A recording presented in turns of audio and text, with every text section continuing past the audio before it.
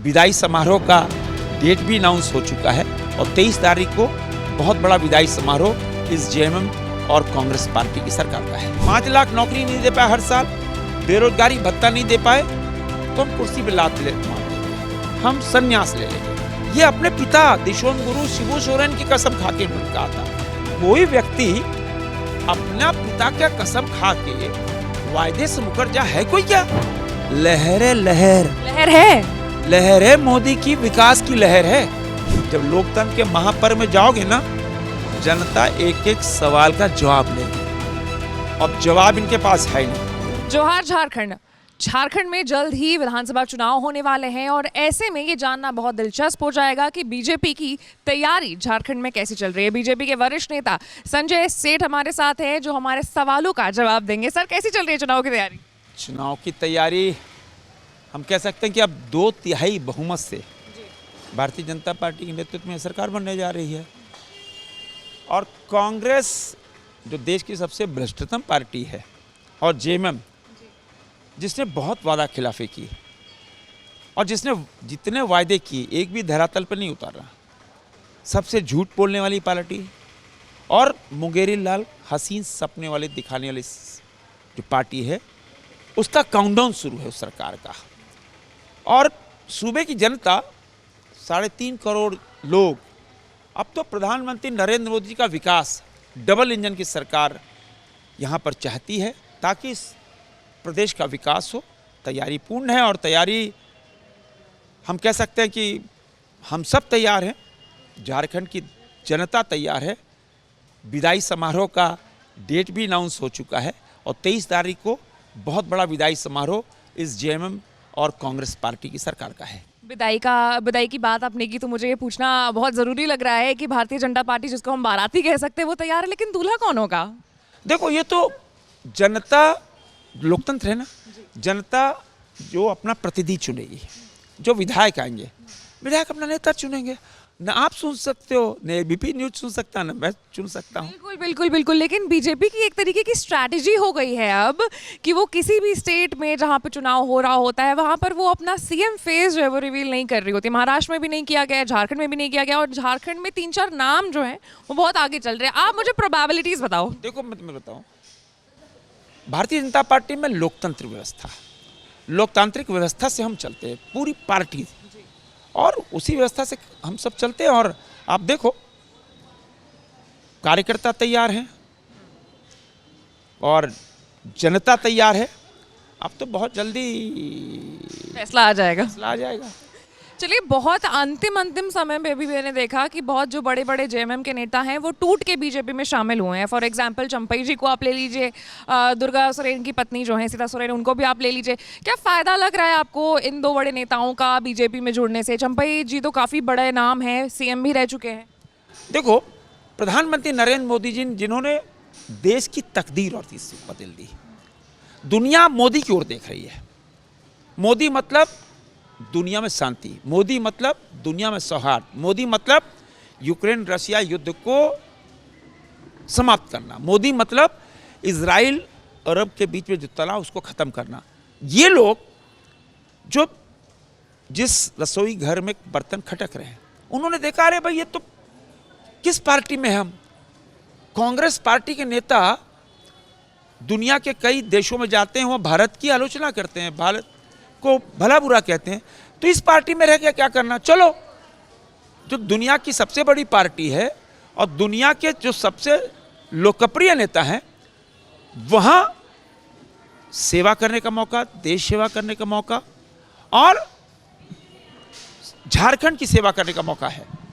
तभी आपने जिनका नाम लिया चंपई सोरेन जी और आपने नाम लिया सीता सोरेन जी, कहाँ ऐसे दर्जनों नाम और ऐसे हजारों नाम जो भारतीय जनता पार्टी में, इसलिए कि दुनिया का सबसे विकासशील नेता, सबसे विकास को एक कहते हैं ना, एक जमीन पर उतारने वाला नेता है, तो उसकी आइडियोलॉजी, पार्टी की आइडियोलॉजी से जुड़ना चाहते हैं, ऐसे नेता सब हमारे पास आए, हम पार्टी में शामिल हो रहे हैं। बीजेपी को कोल्हान की तरफ से बहुत फायदा होने वाला है क्योंकि चंपई सोरेन की काफ़ी ज़्यादा वहाँ पर दबदबा है। आप कोल्हान छोड़ दो, कोल्हान दक्षिण छोटा नागपुर, पलामू, कोयलांचल, संथाल, लहर लहर लहर है लहर है, मोदी की विकास की लहर है। जी। और आप देखना, आज तो 9 तारीख हो गई, बमुश्किल 14 दिन बाकी है। आप जो इंटरव्यू ले रहे हो 14 दिन बाद जरूर दिखाना। मैं आज आपको कमिट कर रहा हूँ कि इस प्रदेश में भारतीय जनता पार्टी के नेतृत्व में 2/3 वाली सरकार बनने जा रही है। कितनी सीटें?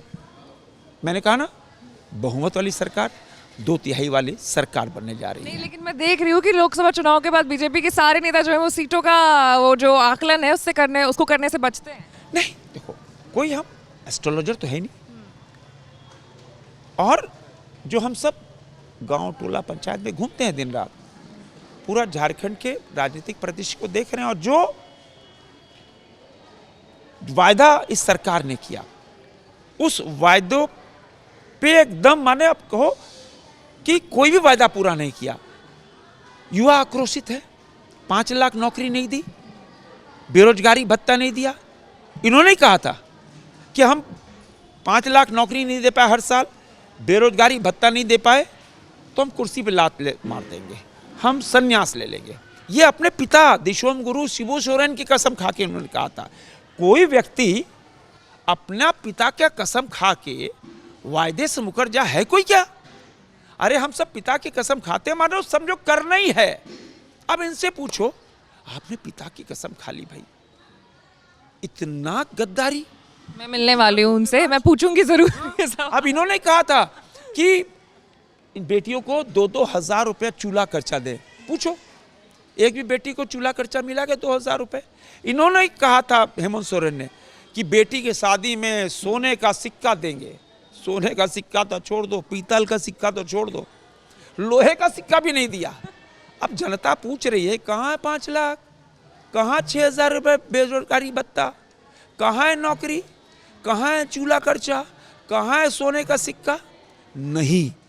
तभी झारखंड के भैया बहन गुस्से में है, और युवा इसलिए गुस्से में है, एक तो नौकरी नहीं दी, भत्ता भी नहीं दिया, उल्टे हम पर लाठीचार्ज किया, हम पर केस किया। ये जो झारखंड के भविष्य थे ना युवा, उन पे लाठीचार्ज हुआ। इसलिए युवा आक्रोश में है, और जब युवा आक्रोश होता है तो बड़ी बड़ी सरकारें पलट जाती हैं, बड़े बड़े राजा पलट जाते हैं। अब तो काउंटडाउन स्टार्ट है हेमंत सोरेन की सरकार की विदाई होने का। चलिए, अभी कल ही महाराष्ट्र में पीएम मोदी ने 370 वाला जो मामला फिर से गरमा रहा है, तो इस पर भी टिप्पणी की है। तो क्या इसका असर अब आने वाले चुनाव में पड़ेगा? झारखंड में चुनाव है, महाराष्ट्र में चुनाव है, तो क्या इस पर कोई असर देखने को मिल सकता है? 370, देखो, देश ने कभी कल्पना नहीं की थी कि कश्मीर में इतनी शांति आ जाएगी, 370-35 एबोलिश हो जाएगा। यह सिर्फ और सिर्फ प्रधानमंत्री नरेंद्र मोदी जी और अमित शाह जी का एक कमिटमेंट। आज जो धारा 370 खत्म हुई, कश्मीर के लोग खुश हैं, पूरा देश खुश है, कश्मीर में शांति है, कश्मीर में आम जनजीवन लौट के आ गया है, कश्मीर के अंदर 100 से ज़्यादा फिल्मों की शूटिंग चल रही है, जनजीवन सामान्य हो चुका है, लाल चौक पूरी तरह कहते हैं ना वाइब्रेंट है। वैसे में कांग्रेस पार्टी और ने लोग बोले कि नहीं, धारा 370 को लाएंगे। क्या धारा 370 लाने का आपका क्या संकल्प है? किस ओर फिर देश को और कश्मीर को ले जाना चाहते हो? पूछेगी जनता। इन्होंने राम को काल्पनिक बताया था ना, कांग्रेस पार्टी के नेता ने ही राम को काल्पनिक बताया था। कांग्रेस पार्टी के नेता ने राम के मंदिर के उद्घाटन के निमंत्रण को अस्वीकार किया था। इन्हीं के पार्टी के और गठबंधन के साथी ने कहा था ना कि सनातनी तो एड्स है, कोरोना है। अब जनता पूछ रही है, जब लोकतंत्र के महापर्व में जाओगे ना, जनता एक एक सवाल का जवाब लेगी। अब जवाब इनके पास है नहीं। अब जनता झारखंड से कांग्रेस का वॉश आउट करने वाली है, सफाया करने वाली है, और जेएमएम को साइड लाइन करने वाली है। आप देखना। चलिए संजय जी काफी ज्यादा कॉन्फिडेंट है, दावा किया है कि इस बार जेएमएम की झारखंड से विदाई होगी और 2/3 सीट से बीजेपी बहुमत की सरकार झारखंड में जल्द बनाने जा रही है। खैर खबर जो भी हो, कौन जीतेगा कौन हारेगा 23 तारीख को आपको पता चल जाएगा, लेकिन उसके लिए आपको देखते रहना होगा एबीपी लाइव। मैं थी आपके साथ आशीष सिंह आनंद।